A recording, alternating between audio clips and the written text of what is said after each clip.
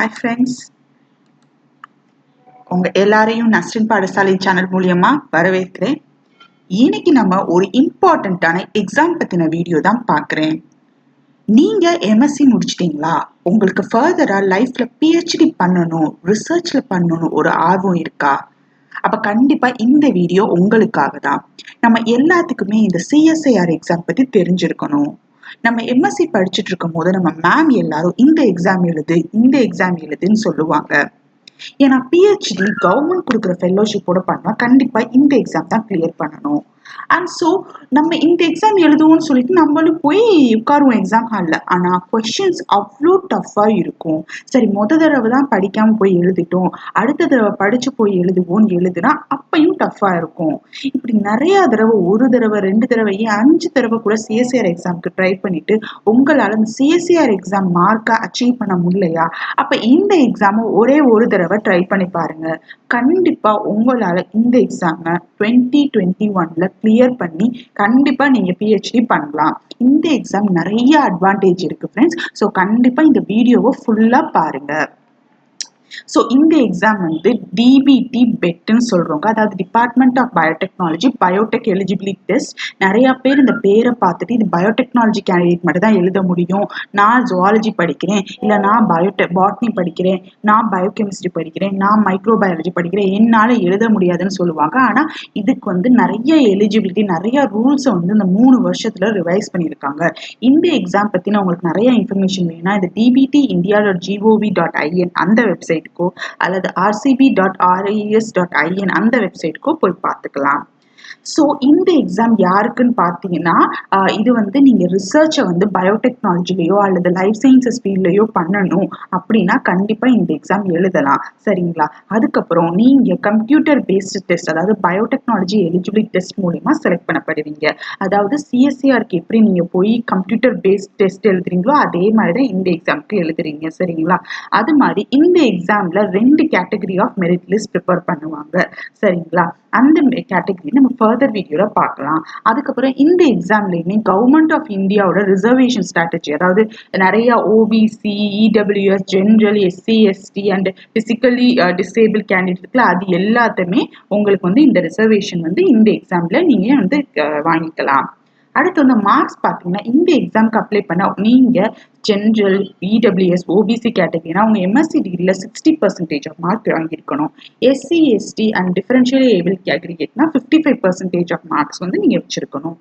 Age limit பார்த்தீங்கன்னா ஜென்ரலுக்கும் இடபிள்யூஎஸ்க்கும் 28 இயர்ஸ்க்கு வரைக்கும் எழுதலாம். ஏஜ் அது மாதிரி SC, ST, differentially able woman கேண்டிடேட்க்கு வந்து உங்களோட 33 இயர்ஸ் வரைக்கும் எழுதலாம். ஓபிசி நான் கிரீமி லேயர்ல இருக்கவங்க 3 வருஷம் வரைக்கும், அதாவது 31வது வயசு வரைக்கும் எழுதலாம். சரிங்களா? டீடைல் ஆஃப் த அவார்ட், அதாவது 2 கேட்டகரியா இதுக்கு பண்ணுவாங்க. இப்ப சிஎஸ்சிஆர்னு எடுத்தீங்கன்னா எப்படி வந்து ஜேஆர்எஃப், எல்எஸ்ன்னு 2 கொடுக்குறாங்களோ அதே மாதிரி டிபிடி பெட் எக்ஸாம்லயும் 2 கேட்டகரி இருக்கும். ஆனா இந்த டிபிடி பெட் எக்ஸாம் கிளியர் பண்ணா உங்களால அசிஸ்டன்ட் ப்ரொஃபஸர் ஜாபுக்குனா போக முடியாது. சரிங்களா? ஃபர்ஸ்ட் கேட்டகரி என்னன்னு பாத்தீங்கன்னா, இது வந்து அதாவது நீங்க வந்து பிஹெச்டிக்கு எலிஜிபிள். நீங்க வந்து எப்படி சிஎஸ்சிஆர் கிளியர் பண்ண ஒரு கேண்டிடேட் போய் அப்ளை பண்றாங்களோ அதே மாதிரி நீ எங்க வேணாலும் போய் பிஹெச்டி பண்ணலாம். பிஹெச்டி ஜாயின் பண்ண இந்த டிபிடின்னு சொன்னேன்ல அந்த இன்ஸ்டியூட்ல இருந்து உங்களுக்கு ஃபண்டு வந்து வந்துகிட்டே இருக்கும் இந்த கேட்டகரி 1ல. சரிங்களா? அதாவது கேட்டகரி 1ல 275 ஸ்டூடெண்ட்ஸ் வந்து செலக்ட் பண்ணுவாங்க. நீங்க வந்து எந்த இதுல வேணா ஜூனியர் ரிசர்ச் ஃபெல்லோவோ பிஹெச்டி இன் பயோடெக்குக்கோ நீங்க அப்ளை பண்ணினா உங்களுக்கு ஃபண்ட் யார் தருவா? அந்த டிபிடிங்கிற இன்ஸ்டியூட்ல இருந்து மாசம் மாசம் வந்துகிட்டே இருக்கும். கேட்டகரி 2ங்கிறது நீங்க கொஞ்சம் கம்மியான மார்க் எடுத்துட்டீங்கன்னு வச்சுக்கோங்களேன், அதாவது 100 ஸ்டூடெண்ட் வந்து கேட்டகரி 2ல செலக்ட் ஆயிருக்கீங்கன்னா நீங்க இப்ப நான் வந்து டிபிடி ஸ்பான்சர் பண்ணக்கூடிய ப்ராஜெக்ட் வச்சிருக்கேன்னா அந்த ப்ராஜெக்ட்ல நீங்க அப்ளை பண்ணிக்கலாம். சப்போஸ் நீங்க வந்து அதுல செலக்ட் ஆயிட்டீங்கன்னு வச்சுக்கோங்களேன், அந்த ப்ராஜெக்ட்ல இருந்து உங்களுக்கு ஃபண்ட் வரும். சரிங்களா? இதுல நீங்க வந்து இதுக்கு வந்து பிஹெச்டி பண்ணலாம், பண்ணாமையும் போகலாம். ஆனா நீங்க பிஹெச்டி பண்ணீங்கன்னா டிபிடில இருந்து உங்களுக்கு ஃபண்ட் வராது. சரிங்களா? நீங்க எந்த ப்ராஜெக்ட் கீழே போய் ஒர்க் பண்ண போறீங்களோ, அதாவது யாருக்கு கீழே போய் ஒர்க் பண்ண போறீங்களோ அவங்க உங்களுக்கு சேலரி கொடுப்பாங்க. சரிங்களா? இதாக்க கேட்டகரி 1க்கும் கேட்டகரி 2க்கும் உள்ள வித்தியாசம். எக்ஸாம் பேட்டர்ன் எப்படி இருக்கும்? சிஎஸ்சிஆருக்கு இருக்கிற மாதிரியே தான் இருக்குமானா இல்ல. சிஎஸ்சிஆருக்கு நம்ம எவ்வளவு எழுதுவோம்? 200 மார்க் எழுதுவோம். இது 300 மார்க். அதாவது செக்ஷன் ஏ செக்ஷன் பின்னு 2 இருக்கு. செக்ஷன் ஏல general science, mathematics, chemistry, general aptitude, analytical, general biotechnology அது மாதிரி இருக்கும். 50 கொஸ்டின் கேட்பாங்க. அதுல நம்ம 50 கொஸ்டின் வந்து அட்டெம்ப்ட் பண்ணணும். சரிங்களா? கம்பல்சரி அட்டெம்ப்ட் பண்ணணும். ஒரு கொஸ்டினுக்கும் 3 மார்க். அப்ப 50 into 3 150 மார்க்ஸ். அடுத்து செக்ஷன் பி. இது வந்து ஸ்பெசிபிக் ஏரியா ஆஃப் பயோடெக்னாலஜி. உங்களுக்கு வந்து 150 கொஸ்டின் கொடுத்துருவாங்க. அதுல இருந்து நீங்க 50 கொஸ்டின் எழுதினா மட்டும் போதும். சரிங்களா? ஒரு கொஸ்டினுக்கு எவ்வளவு மார்க்? 3 மார்க். அப்ப 150 மார்க். ஸோ டோட்டலா வந்து 300 மார்க்.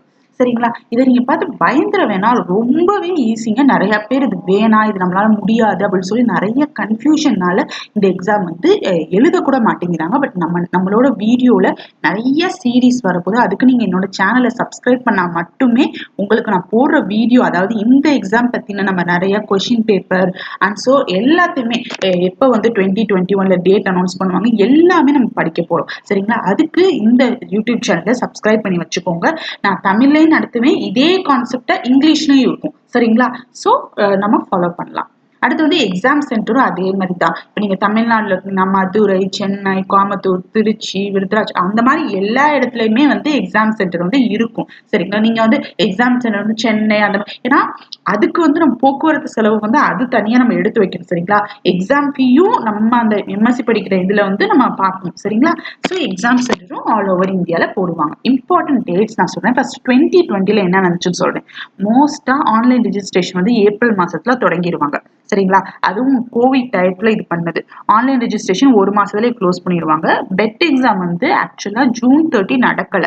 அக்டோபர் 3ஆம் தேதி தான் நடந்துச்சு. அக்டோபர் 28ஆம் தேதி வந்து எக்ஸாம் ரிசல்ட் வந்து போட்டாங்க. சரிங்களா? ஸோ இதுதான் 2020ஓட இது.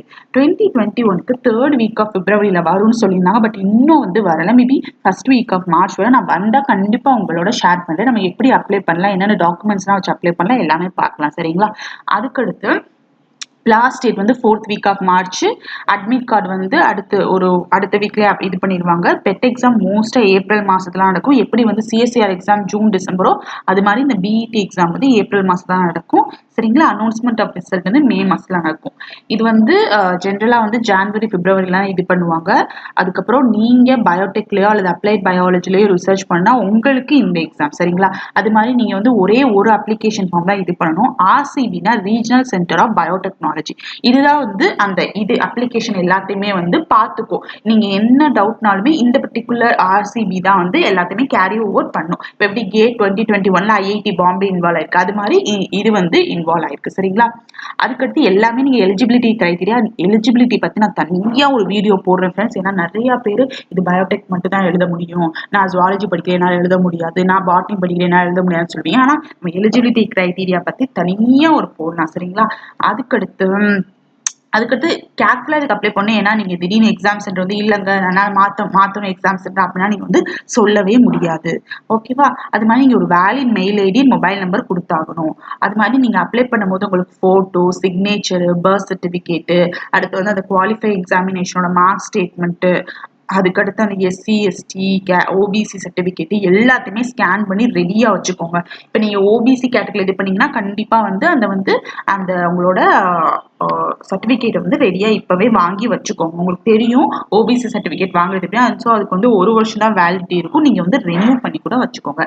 அப்ளிகேஷன் ஃபீ எவ்வளோனா ஜென்ரலுக்கும் இடபிள்யூஎஸ்க்கும் 1000, ஓபிசிக்கு 1000, எஸ்சி எஸ்டிக்கு பார்த்தீங்கன்னா 250, அதாவது பிடபிள்யூடிக்கு வந்து 250. சரிங்களா? அடுத்து வந்து நம்ம டிப்ஸ்னா அடுத்த வீடியோல பார்க்கலாம். ஸோ இந்த வீடியோ பிடிச்சிருக்கு, நிறைய இது மாதிரி தமிழ்ல கண்டென்ட் போடணும் அப்படின்னு நீங்க என்கிட்ட கேட்டீங்கன்னா கண்டிப்பா சப்ஸ்கிரைப் பண்ணிருங்க. சப்ஸ்கிரைப் பண்ணா மட்டுமே நான் எனக்குள்ள மோட்டிவேட் ஆகி நான் நிறைய வீடியோஸ் வந்து இந்த சேனல்ல வந்து ட்ரை பண்ண முடியும். இந்த டிபிடி பெட் எக்ஸாம் பத்தி உங்க ஃப்ரெண்ட்ஸுக்கும் தெரியலன்னா நம்ம வீடியோ ஷேர் பண்ணி விடுங்க ஃப்ரெண்ட்ஸ். நம்ம சேனல்ல கேட் எக்ஸாமுக்கும் சிஎஸ்ஐஆர் எக்ஸாமுக்கும் நிறைய வீடியோ போட்டுட்டு இருக்கும். அண்ட் ஸோ நீங்க ஒரு எக்ஸாமுக்கு படிச்சாலே பிறருக்கு 2 எக்ஸாமும் கிளியர் பண்ணிடலாம். சரிங்களா? இந்த வீடியோ பார்த்ததுக்கு ரொம்ப ரொம்ப ரொம்ப நன்றி friends. Thanks for watching. Bye.